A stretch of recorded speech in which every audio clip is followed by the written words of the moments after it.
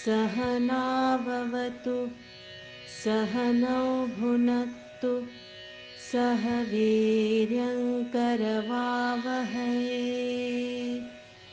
तेजस्विनावधीतमस्तु मा विद्विषावहै ॐ शान्ति शान्ति शान्तिः.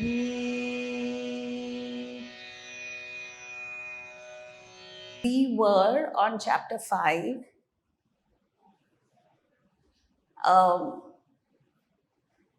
For those of you who have come for the first time to this class, please don't think you've missed out on anything. Because if you go home with even one idea, one verse, it's enough to transform your life. And hopefully, there will be opportunities for us to come back and finish the first 4 chapters, whatever you've missed. Now, we're meeting for the first time in the new year. So, Happy New Year to all of you. May. And on our behalf, we are very happy to give you a New Year gift. And that is, we have launched a new podcast.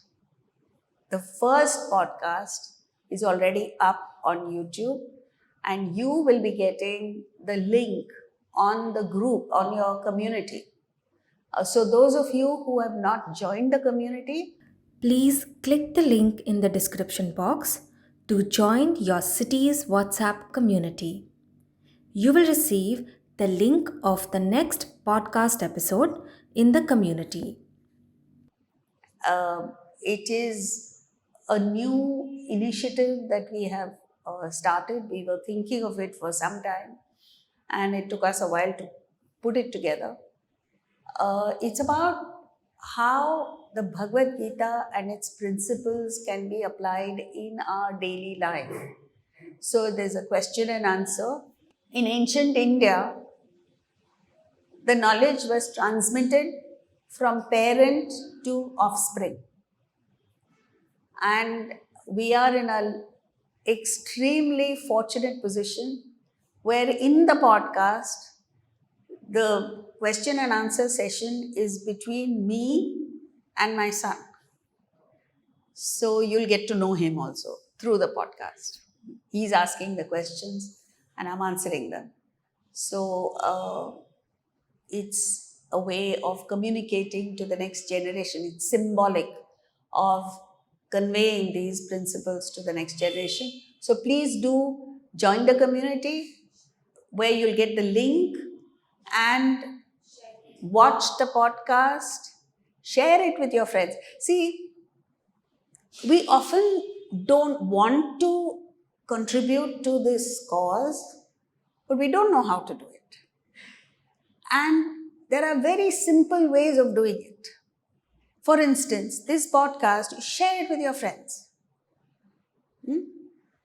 So that other people also have the opportunity to tap into the wisdom of the Gita. And for you to share it, thanks to technology, the person doesn't have to be in Mumbai. We don't have to have a personal interaction. The person can be in South Africa, Brazil, even Venezuela. And still listen to this wonderful wisdom. So that you can do with other videos, other reels and videos that we post.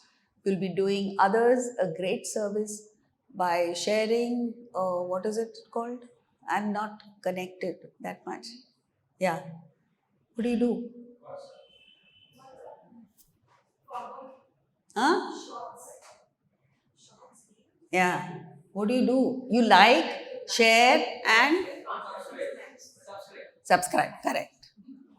I'm asking the youngest member, she is acting as if she doesn't know. Anyway, so coming back, we had completed verse 22 of chapter 5. We continue with 23. शक्नोति have यः सोढुम् प्राक्शरीरविमोक्षणात् कामक्रोधोद्भवं वेगम् स युक्तः स सुखी नरः. One who can endure the force born of desire and anger here, even before death, is a yogi. Yogi is not someone who does asanas and pranayama. Yogi is one who is united to Atman. The word yoga comes from the root yuja, which means to join. A happy person. Sukhi naraha. So, what makes us unhappy is not other people. Like people say, oh, I'm not happy because of my spouse. You know, there's a man, my mother-in-law's servant, very loyal, he was with her throughout her life and throughout his own life. But he was a wonderful person. One fault he had, shortcoming, and that is he would drink.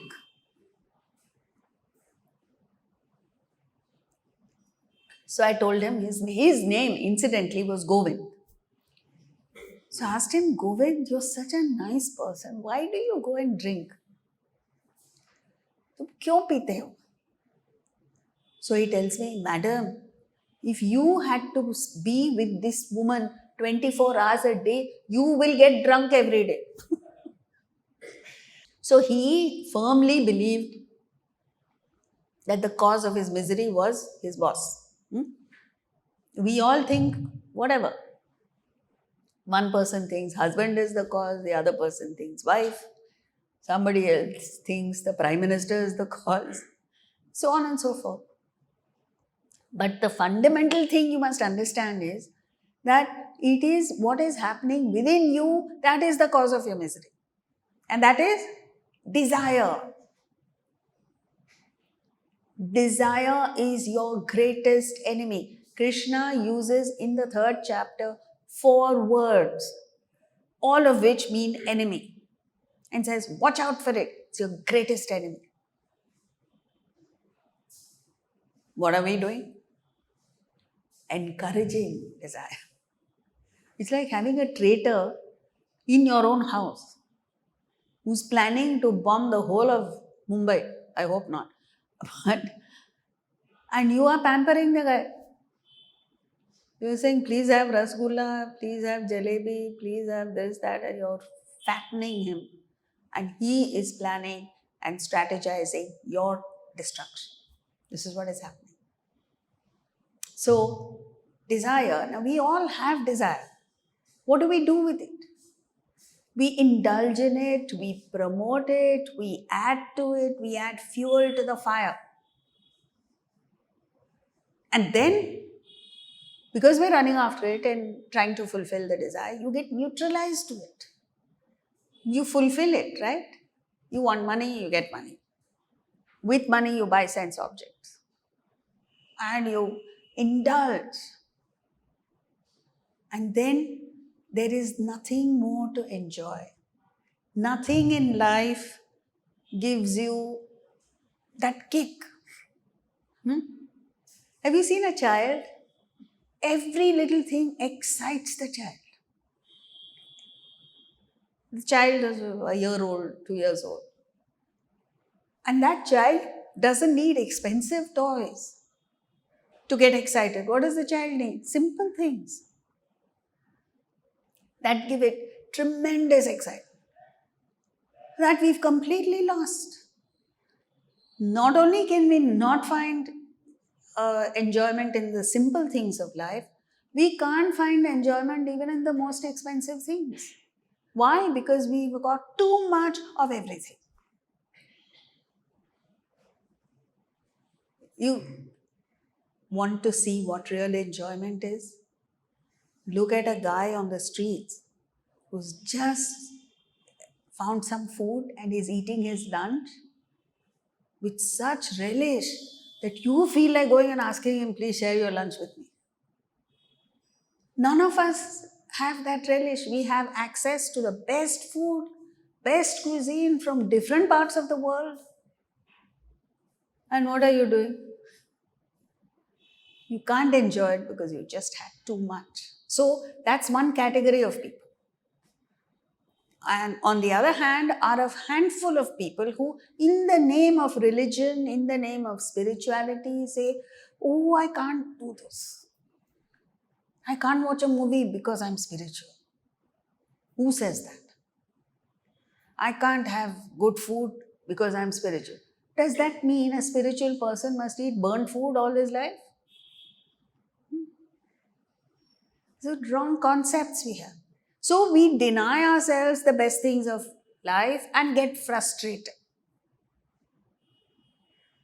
You see that, opposites.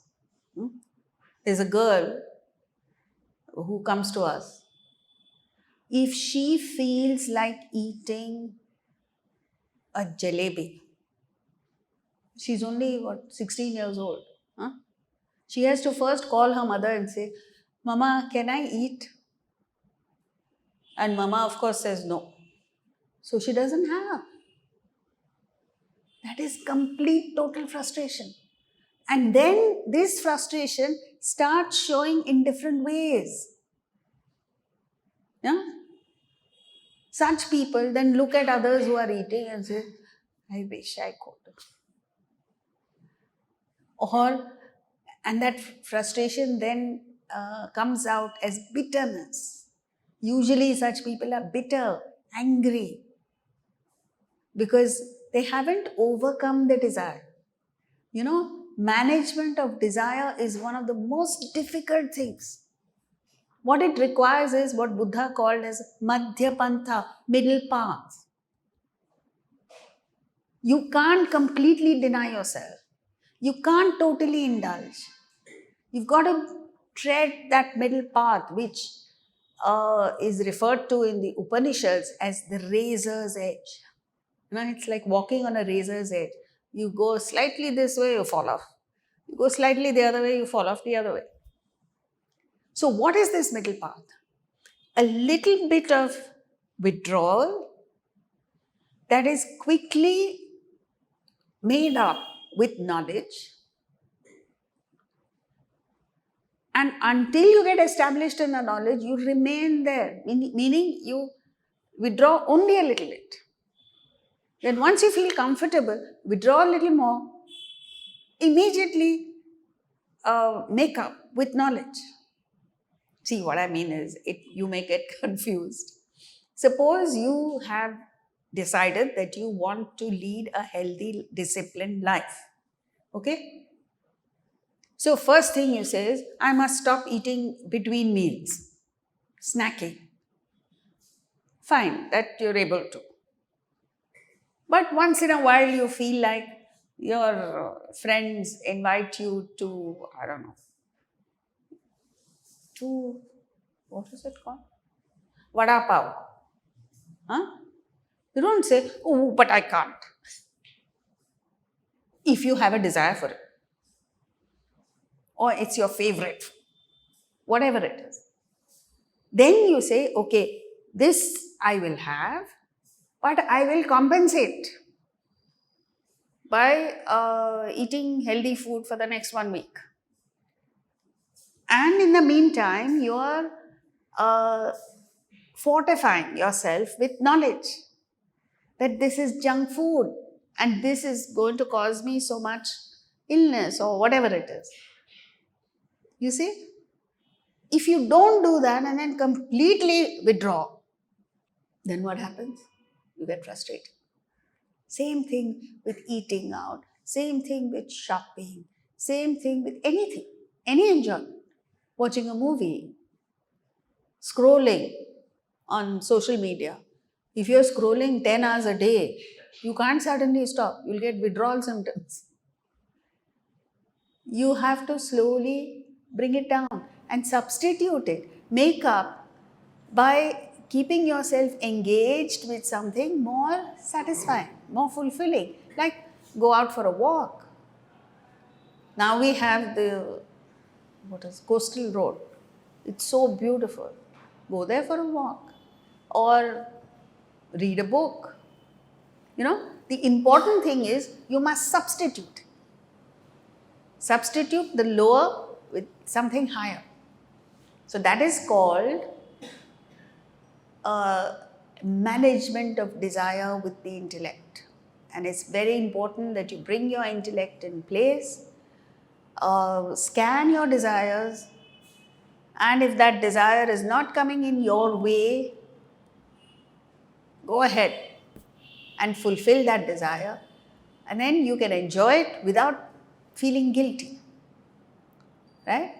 But if it comes in the way, and very few desires come in the way, then what happens? You have to say no to it. And then you say no to it for now.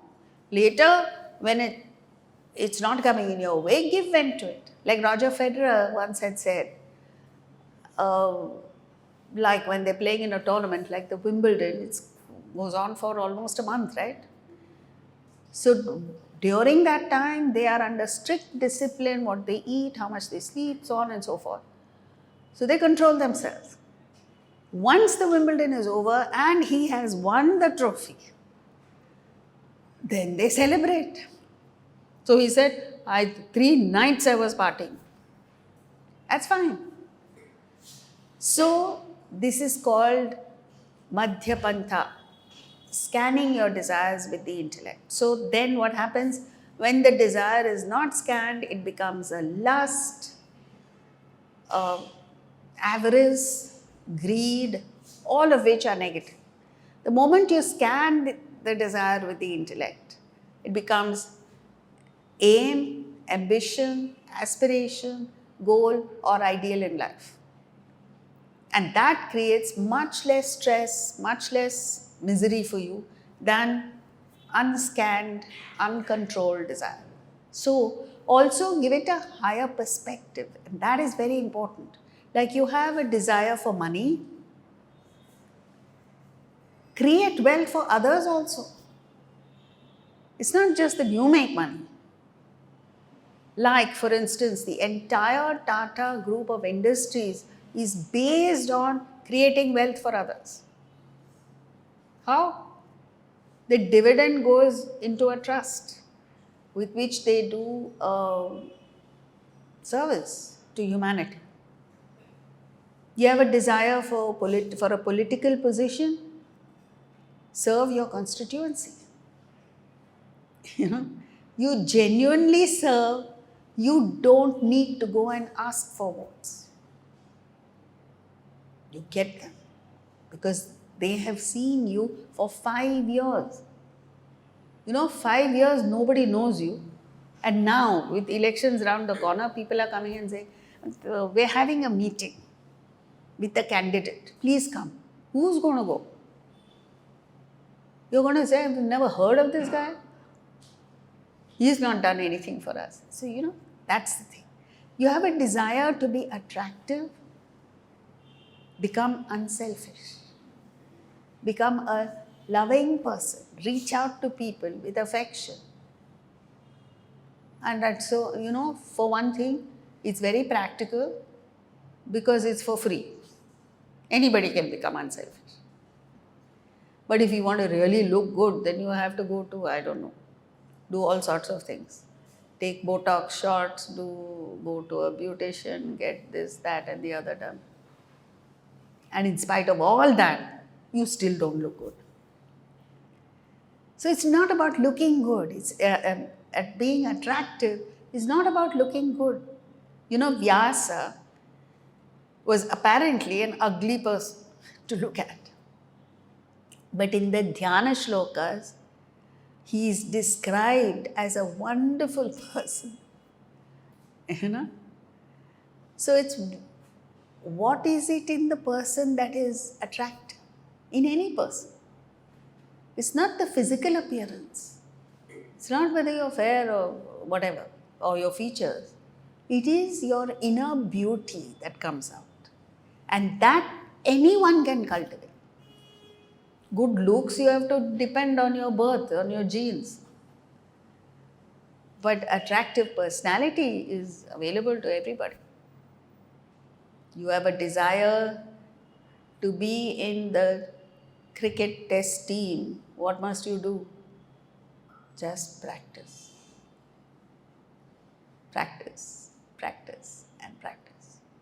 So there are instances of people who have been dropped from the team, and not just once, multiple times. And the person has just played in the Ranji Trophy, Duleep Trophy, all the lower competitions, and come up with sheer performance. Then you don't give the selectors a choice. They cannot do anything but select. This is how you must live life. So, refine yourself. Create that subtle, generate your subtle assets, not material assets, because money comes and goes. But when you generate your inner assets, they remain. And they not only do good for you, you do good to society. Like Prahlada. Prahlada was born to Hiranyakashipu, who was the king of the demons, Asuras. And you all know that Hiranyakashipu tried to kill Prahlada, was unsuccessful. He was killed. And Prahlada became the king of the demons. He was good. So not only did they have a good king, but all the Asuras became good. So this is the influence you have on others. Somebody asked me yesterday, you know what is happening in the world, all bad things are happening, so on and so forth. How do you correct it? You just become an embodiment of goodness. Then you create the world around you. Right? So first, you attract good people towards you. Then all of you together create goodness. So it has a multiplier effect. Next verse, 24. योऽन्तः सुखोऽन्तरारामः तथान्तर्ज्योतिरेव यः स योगी ब्रह्मनिर्वाणम् ब्रह्मभूतोऽधिगच्छति. That yogi alone attains liberation in Brahman, whose happiness is within, who revels within, who is illumined within, who becomes Brahman. So, in the style of the scriptures, the Shastras, is unlike modern education, they start with the highest first. So this verse 24, is equivalent to mantra 1 of Ishavasya Upanishad, where he's talking about just knowledge. Ishavasya Upanishad, the very first mantra says, Ishavasyam idam sarvam, means this whole world is Isha. Isha, Lord. No explanation, just statement of fact. Isha Vasyam Idam Sarvam, then little bit explanation. Yat Kincha Jagatyam Jagat means living and inert objects, both. Tena Tyaktena Bhunjitha. May you rejoice by renouncing that. Now, what is that and how do you rejoice? Not explained. You have to figure it out for yourself. So, this is meant for people of a very high state of development. Then the second mantra, so what happens is, theoretically, the guru starts with the highest knowledge because there are students of varying grades. So he doesn't want to waste the time of people at a higher level who need only a slight suggestion. So the assumption is that after listening to the first mantra, there were a few students who realized and walked out. Don't walk out now. And then the people who remained were those who need more help. More help, second mantra, he talks about action. Kurvanneveha karmani jijivished. So by action alone. Action alone means karma yoga. So he's come down to a more practical level. Similarly, here, verse 24 speaks of knowledge, internal sadhana, which is contemplation, reflection, discernment. It's like, there is a stories of Krishna who always played hide and seek with his friends, with people, with the gopis. What is this hide and seek? This is what we are experiencing in our lives constantly. It's as if the divine, the permanent, God, Krishna himself is playing hide and seek with us. It seems as if it's there and you go there, it's not there. And you look at a sunrise and a sunset or a beautiful flower and say, wow, this is divinity. And you get there, it's not there. That is a person who is at the state of reflection. Like Wordsworth talks about daffodils. In his poem Daffodils, he speaks of this contempt. He looks at, the poet looks at the daffodils and goes into raptures about it. So, contemplation. It's like this, in a state, 80-year-old king. He had no offspring, no children, no heirs to the throne. So he wanted to appoint an heir before his death. And he wanted to be fair to the citizens. So he came up with a brilliant idea. He said, I will start an amusement park better than Disney. And that amusement park will be operating for 1 month. From the first of the month till the end of the month, the amusement park will be on. From 8 a.m., 8 in the morning to 8 in the evening. And the test was very simple. It will be free and open to all citizens. The first person who identifies me, and I will be in that amusement park every minute of the time that the park is open. First person who recognizes me will become the future king. So all the citizens, they thronged to the amusement park because they all recognized him. They all knew who he was. And they were confident that they would be able to point out the king, even if he's in disguise. Days passed, weeks passed. Not a single person found the king. You know why? Because the amusement park he had designed was so tantalizing, so attractive, so engaging, that the citizens got caught somewhere or the other.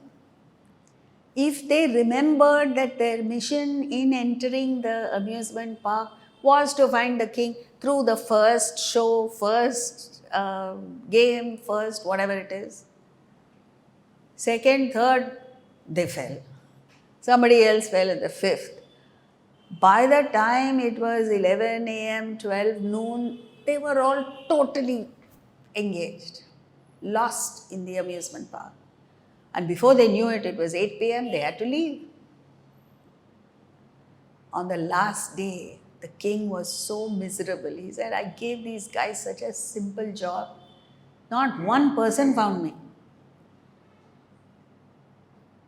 Just then, a young man, bright, like the young man we have here, our guest. He entered the park. He enjoyed every game, every ride, everything that the amusement park had to offer. Fully, 100% he enjoyed it. But he never forgot the purpose of his entering the amusement park, which was to find the king. And he went on and on and on tirelessly. He covered every inch of that ground. And when it was approaching sunset, he was tired. He says, I've gone through everything. And he sat down and said, this king is a scamster. He's played a huge fraud on all of us. He is not here anywhere. And at dusk, suddenly he heard temple bells. And he looked in the direction of the sound and he saw a temple. And he realized that was the only permanent structure in that entire place. Everything else was temporary, exhibitions, amusement parks are temporary. This was the only permanent structure. So he said, I haven't checked here for the king. So he went. And there was the pujari doing the evening aarti. So out of respect, he waited till the aarti got over. He did not get involved even in the aarti. He didn't forget that he was there to find the king. The moment the aarti was over, he tapped the pujari on the shoulder and said, turn around, my friend. And there was the king. Right? Now, the whole world is one big amusement park. It's so engaging, it's so tantalizing. Even if you don't fall for Disney and this, that and the other, you have a child, you're finished. Attached. And if somehow or the other you withstand that, grandchild, you're gone.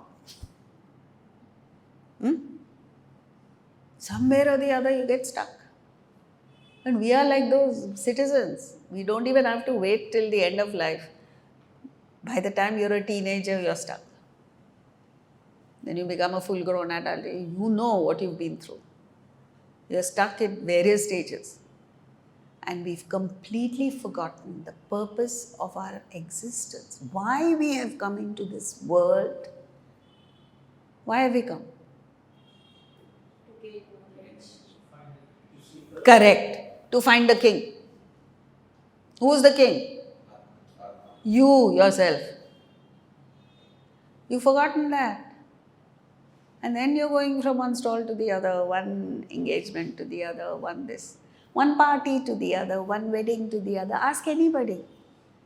We have this class on the Bhagavad Gita every Wednesday. Why don't you come? Oh, I can't. Why? My brother-in-law's wife's niece is getting married. That brother-in-law's himself you don't get along with. Brother-in-law's wife, so is a thing. And then her niece. And why are you going to the wedding? To show off. And then you come back from the wedding saying what? Terrible food. So, this is life for us. Internal sadhana is never forgetting the purpose for which you've come into this world. Therefore, he says, Anta Sukha, Anta Aramaha, Antar Jyoti. Why 3 words? Because we are seeking happiness through 3 avenues: physical enjoyment, emotional delights, intellectual pursuits. A yogi is one who withstands all of this and finds heaven within himself. So, it is like earthing your experiences. In electricity, you can't use any gadget unless it has this earthing. In Bristol, I travel a lot, so in Bristol, the family that I was staying with, they took me to their guest room, and late at night, the lady comes and tells me, You know, my husband's sister died in this room because she just touched the bedside lamp. And she got a shock. She died on the spot. And there was the bedside lamp. I said, oh, thank you for telling me. I'd much rather be in pitch darkness than I'm not going to touch that lamp. So that's it. You can't touch an electrical appliance without the earthing. Similarly, friends, in life, you cannot contact objects of the world unless you have this earthing to the spirit. You can't enjoy anything. And that is our state. It's not as if you don't have the good things of life. But you don't wake up in the morning feeling thrilled. Oh, I'm so happy because I enjoy life. Do you do that? Please don't do it tomorrow. Your spouse will think you become mad studying the Bhagavad Gita. But that's what it is. Earth your experiences, like Omar Khayyam said, a book of verse, a glass of wine, and thou beside me sitting in the wilderness. And that wilderness becomes paradise. Book of verse, intellectual fascinations. A glass of wine, physical. This doesn't mean go drink wine, please. Physical delights. And thou beside me, emotional fulfillment. All of this is wilderness, friends. It's only when you connect yourself with the spirit that wilderness becomes paradise. So you don't have to look at improving the world. You just have to connect with yourself, with the higher, you wake up in the morning and read one verse of the Bhagavad Gita and you're in heaven. Then you can go do what you like. That earthing you must have. Next verse, 25, comes down to our level. लभन्ते ब्रह्मनिर्वाणम् ऋषयः क्षीणकल्मषाः छिन्नद्वैधायतात्मानः सर्वभूतहिते रताः. The sages whose sins are destroyed, doubts dispelled, senses controlled, who are engaged in the well-being, welfare of all beings, obtain liberation in Brahman. See, look at the difference. Verse 24, singular, that yogi. Because people at that level are very few. You can count them at your fingertips. Verse 25, common people. So the sages, plural. In these little ways, Krishna communicates what is higher and what is lower. So this is the external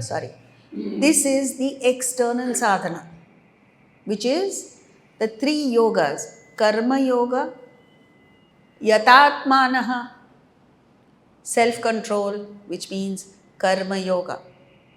Karma yoga, the essence of karma yoga is to shift from the attitude of taking, grabbing, aggrandizing, to giving, contributing, adding value to others.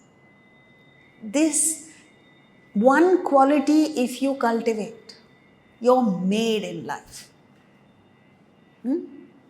Just give.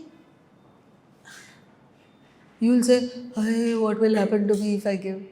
Try, na. With taking, you've lived. This is where you are. You haven't reached very far. So try giving. What is the worst that will happen? You'll at least be better off than where you are. Because the law is give, you get.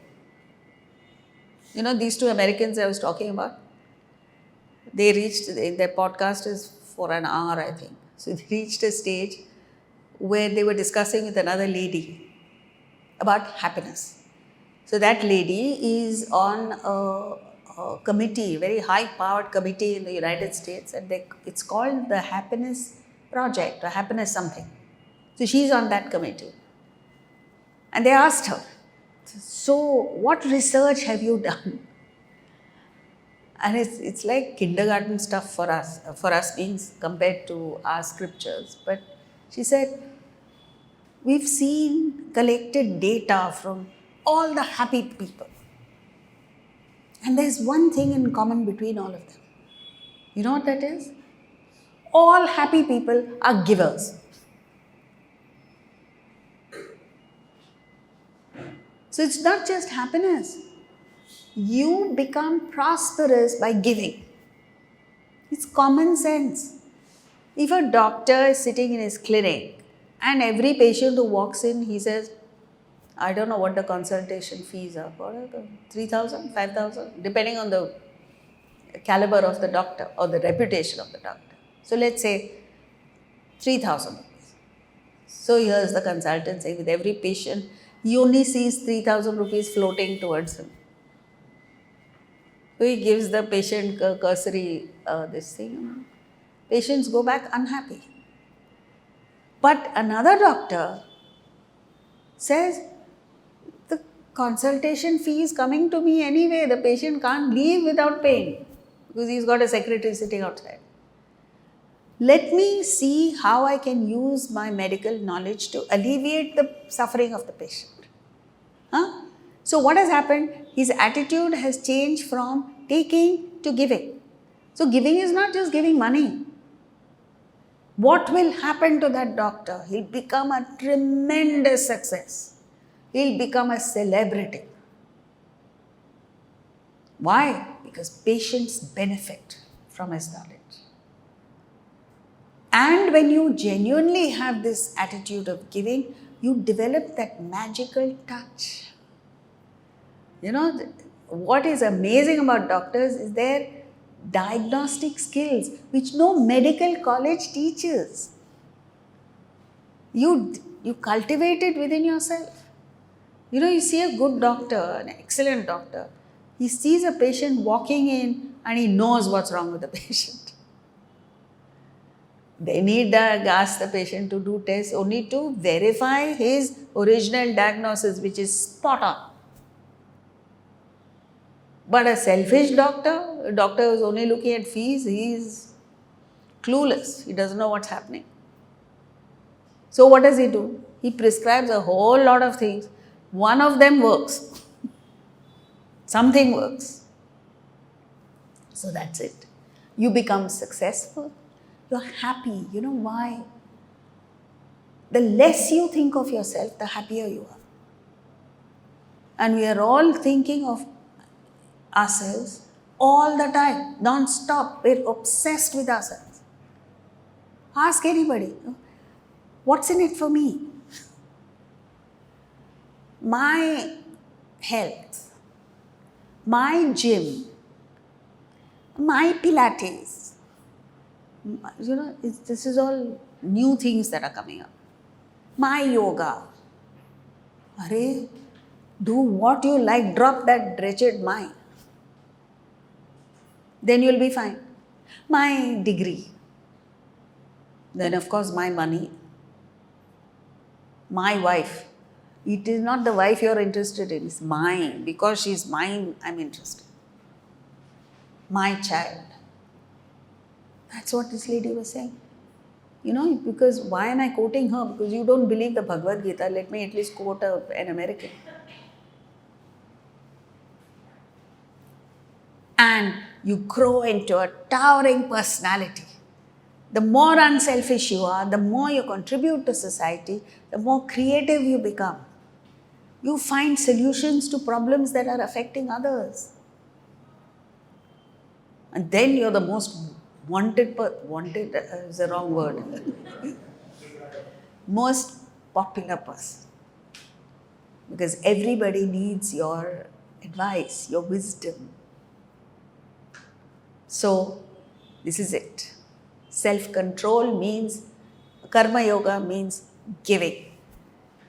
Bhakti yoga, Kshina Kalmashaha means sins destroyed. Sin means mental agitation. Is purity of heart. Like Christ also said, blessed are the pure in heart, for they shall see God. You know, in our relationships, also we are selfish. Because in every relationship, there is a demand that we are making. Not one demand, several demands.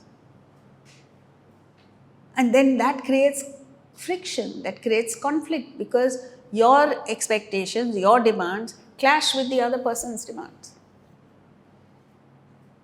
Same with children. It's even worse with children. You must get 95%. And now the latest is 99.8%. A good college like Xavier's College, you can't even dream of getting admission if you get anything below 96% overall, which means you have made a mistake in only like 3 questions out of 600 that you have answered. How is that possible? And if you don't do that, your parents reject you. I've known a lady here in Kolaba who threw a cell phone, literally threw it at her daughter. Luckily, she missed, because otherwise she would have had concussion of the brain. And the iPhone, expensive iPhone, got smashed. How can you do that? Just because she got 2 marks less. Anyway, that is it. Pure love, unconditional love. Where you say, I love you for what you are, irrespective of whether you love me or not, whether you do anything for me or not, whether you cater to me or not. You know, Rajneesh, Osho had said, you see a beautiful flower in the garden. Why can't you admire it from a distance? Why must you pluck it, bring it home, put it in a vase in your home? And what are you doing to it? You're killing it. That's what you're doing in relationships where there is attachment, where there is selfishness. You destroy the relationship and you destroy the other person. And of course, you're destroying yourself. So, you know, as you begin to love, you embrace more and more people with your affection, with your consideration, with just feeling for them. Then slowly it becomes devotion. It's a fantastic transition. Then you understand there is a divine power that is so benevolent. It's as if that force has love for all of us, isn't it? Otherwise, who would have designed our bodies so perfectly that your kidneys, your liver, your lungs, your circulatory system, your digestion, every aspect of your body works to perfection, in spite of all the abuse that you give it? Isn't it fantastic? And then you develop this gratitude, and that is devotion. And this also has fantastic results, which we don't pay attention to. When you feel for your teammates, when you genuinely care for them, and you operate out of that, they then go way beyond the call of duty to do things for you. And together, you achieve a lot more because you're working for a higher cause. You're a handful of people can rock the world. You're happy. Your happiness expands. Because today we've programmed ourselves to be happy only when good things happen to me. You cannot be happy if good things happen to your neighbor. Your neighbor buys a Mercedes, how do you feel? You get heartburn.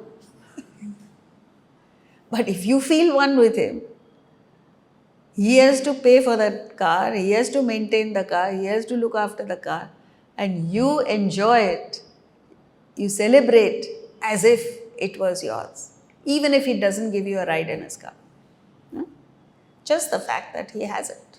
He's got something nice has happened to him. So your happiness increases. And again, you grow into a larger than life person because that gives you power. You know? Love gives you power. You connect with people. You go out of your way to do things for someone. Like the two girls, or there's a girl whose servant's daughter's birthday was yesterday. So this girl went out of her way to call her and say, "Do you like pizza or hamburger?" So she said pizza. So she ordered one for her. And then she asked her, "Have you had, what is that thing called? Boba?" Huh?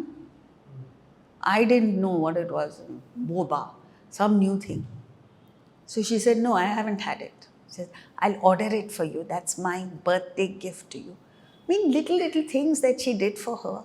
And that girl was over the top. She said, "This is my best birthday."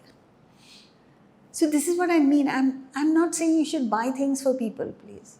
I'm only saying you should feel for people. Just because she happens to be a servant's daughter doesn't mean you should not feel for her. You know? And that gives you power. And then Dhyana Yoga, Chinnadvaidha means your doubts are dispelled, your questions are answered, you gain knowledge.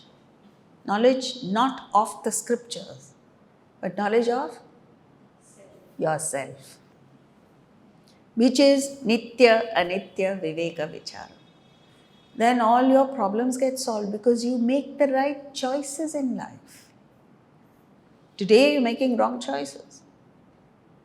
Then the ultimate quality control. How do you know you've evolved spiritually? Sarva bhuta hite rataha.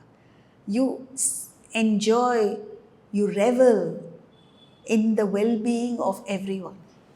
You know, it's a fascinating concept. Throughout our scriptures, we have various prayers like that. A statement from the Upanishad, Vasudhaiva Kutumbakam. The whole universe is one family. Imagine a person who is able to connect naturally, effortlessly with South Americans, with someone in Brazil, someone in Nigeria, someone in Vietnam, and of course your own people. Look at the magnitude of their thinking, where they say when an Indian prays, he does not pray only for himself and his family. Who does he pray for? Who does he pray for? Sarve bhavantu sukhina. Sarve means not just all human beings, all animals also, birds also, all creatures. Then you can't have what is happening now in Western countries, which is you treat animals as a commodity. You ill-treat them, you torture them. For what? For your well-being. It was never there in our culture. And it is still not there in our culture. But we have degenerated to an extent where we are completely indifferent. Animals, to forget, indifferent to human beings. We're indifferent to people we interact with on a daily basis. That is a wake-up call. We definitely have to put this into practice. And between today and next week when we meet, you must, absolutely must, try and reach out to every single person. If you are catching a train from whichever station, your fellow passenger, just consider that that person is a human being. That's all. You want to catch a cab, and you see an elderly person wanting the same cab, let go. Let that person take the cab. That is Bahujana Hitaya, Bahujana Sukhaya, where you work for the well-being of others, for the happiness of others. So, if not, then we are victimized by the pairs of opposites. To the extent you have sharp likes and dislikes, you get victimized. You say, I like mushrooms and I hate Karela. What happens? You can be happy only when you get mushroom. You get anything else, you're unhappy. And it's not only regarding food, even about people. Why must you have strong likes and dislikes? There are people of different natures. There are people who say, I love dogs, but I hate cats. Where does that come from? I'm not saying you should keep cats in your house, but there's no reason to hate. Use your intellect, and then you're not affected by these pairs of opposites. So, our New Year gift to the whole world is this podcast. Only the first one has been released today. As I said earlier, the link will be sent out to all of you, provided you're in our community. So if you're not in our community, please contact either Vaishali or Anushka and you'll get it. WhatsApp community, yeah. Okay, please join our WhatsApp community. If you haven't joined already, you can join. You can go to our website and join, or there are different ways of finding out just the link to the community, and you will get the link to the podcast. It's there on YouTube. I suppose you can go directly to YouTube also and watch the podcast, and please share it with your friends so that the same wisdom can go out to others.